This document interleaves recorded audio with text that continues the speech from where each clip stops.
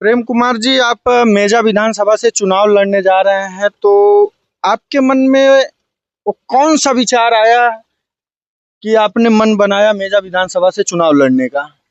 जी, आपका बहुत बढ़िया सवाल है हम्म। क्योंकि देखा जाए तो मेरा जो प्रथम है कि हमारी जो समाज है, जो हमारा समाज है आज काफ़ी पीछे है।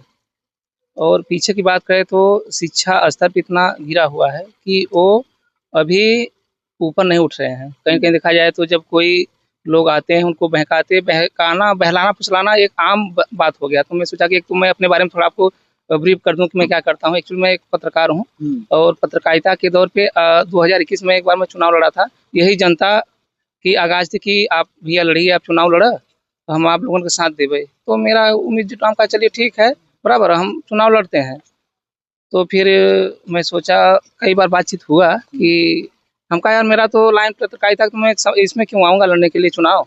अरे नहीं भैया तू चुनाव लड़ा हमसे आप लोगों के साथ में। कहा ठीक है जब तोहार के बा है तो भाई हम चुनाव लड़ेंगे और जब आप लोगों का प्यार दुलार मिलेगा तो हम चुनाव में आए, क्योंकि बाकी तो मेरा कोई उद्देश्य नहीं, क्योंकि राजनीति एक ऐसा प्लेटफॉर्म है जो कीचड़ है, एक बार जो फंस गया तो फंसता ही चला जाता है। तो मेरा तो एक प्रोफेशनल है पत्रकारिता का, मैं उसके माध्यम से भी लोगों को न्याय दिला सकता हूँ।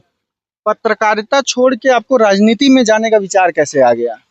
राजनीति में जाने का मेरा ये उद्देश्य है, कहीं-कहीं देखा जाए तो मैं शहर में पत्रकारिता करता हूँ और चुनाव मुझको गाँव में लड़ना है। तो गाँव में कई बार मैंने मेहनत किया और समाज को एक प्लेटफ़ॉर्म पे लाने के लिए कि उस पे नहीं आ पाए, तो मुझे लगा कि कहीं-कहीं मुझे अब चुनाव लड़ना चाहिए गाँव के लिए। गाँव के कई जो वरिष्ठ हैं समाज सेवी, उन्होंने कहा कि प्रेम भाई आप थोड़ा पढ़े लिखे हो, तो आप थोड़ा चुनाव लड़ लीजिए ठीक रहे यार, काहे कि गाँव के जो मनई है ना थोड़ा बहकत है, तो उनकरे समझदारी कुछ कम बा है। एक बार आप आई जाब तो देख लिहो जा का आराम से बैठ के नीचे समाज के लिए वजह काहे कि देखा जाए जो समाज में है ना शिक्षा का स्तर बहुत गिरा हुआ है। तो शिक्षा को एक अच्छा प्लेटफ़ॉर्म मिले तो मैं एक बार जीत जाऊँगा, तो देखें भाई किस प्रकार से उनको आगे लाना है वो हमारा काम रहेगा। आपको क्या आपको क्या लगता है कि मेजा विधानसभा क्षेत्र के जो निवासी हैं, आपको एक मौका देंगे?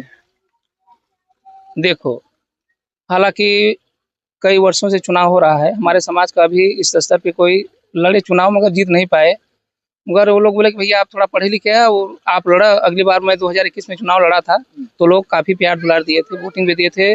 और एक बार ऐसा हुआ क्या हुआ ना, हमारे समाज के ही कोई शिक्षा का प्रभाव रहा, उन्होंने चुनाव लड़ लिया। मेरे समक्ष आ गए, वो भी 10 दिन के अंदर खड़े हो गए, तो मेरा थोड़ा खराब हो गया था, मैं हार गया था। मगर इस बार ऐसा कुछ नहीं, इस बार हमारे गाँव के और हमारे क्षेत्र से बड़ा प्यार दुलार मिला कि प्रेम भैया आप आइए, हम आपके साथ में हैं, आप चुनाव लड़िए और समाज को एक एक प्लेटफ़ॉर्म पे आप लाइए, आप ही कर सकते हैं ऐसा। हम कहा चलिए ठीक हम चुनाव लड़ेंगे और क्या।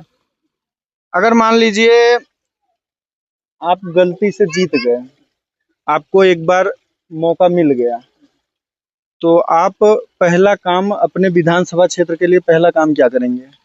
देखो सबसे पहला मेरा काम तो यही रहेगा कि जो हमारा समाज बिखरा हुआ है, उसको एक प्लेटफ़ॉर्म पे लाने का मेरा काम रहेगा। सबके पास जाएँगे, इकट्ठा करेंगे, एक बहुत बड़ा मंच सजाएँगे और समाज के तरीके से जो समाज में जो टूट-फूट मची है, अभी देखा जाए तो जाति-पाति का बहुत भेदभाव चल रहा है। मगर मैं यही सबसे निवेदन करूँगा जनता से कि जो जात-पात होता है, भेदभाव उसको छोड़ के एक सही तरीके से सही प्लेटफ़ॉर्म पे आएँ और आपको जो अच्छा लगे, आप वही कीजिए। क्योंकि आज के समय में सब लोग समझदार हैं, ऐसा कोई नहीं कि नहीं समझदार हैं। लोग कहते ज़रूर हैं भैया तू अनपढ़ है गँवार, मगर आज के डेट में देखा एक अनपढ़ भी एक समझदार व्यक्ति है, वो जो चाहे वो कर सकता है। तो मेरा यही पहला कदम रहेगा, आने के बाद कि जो समाज में दुष्व्यवहार चल रहा है, जो एक-दूसरे के प्रति भेदभाव रख रहे हैं, उसको हमको मिटाना है और एक मेरा प्रथम लक्ष्य रहेगा शिक्षा को आगे बढ़ावा देना। चलिए ठीक है, उम्मीद करते हैं कि आप मेजा विधानसभा क्षेत्र से चुनाव जीत जाएंगे और मेजा विधानसभा के लोग आपको खूब सपोर्ट करें, यही उम्मीद है। तो इस खबर के लिए आप क्या सोचते हैं, कमेंट करके हमें ज़रूर बताइएगा।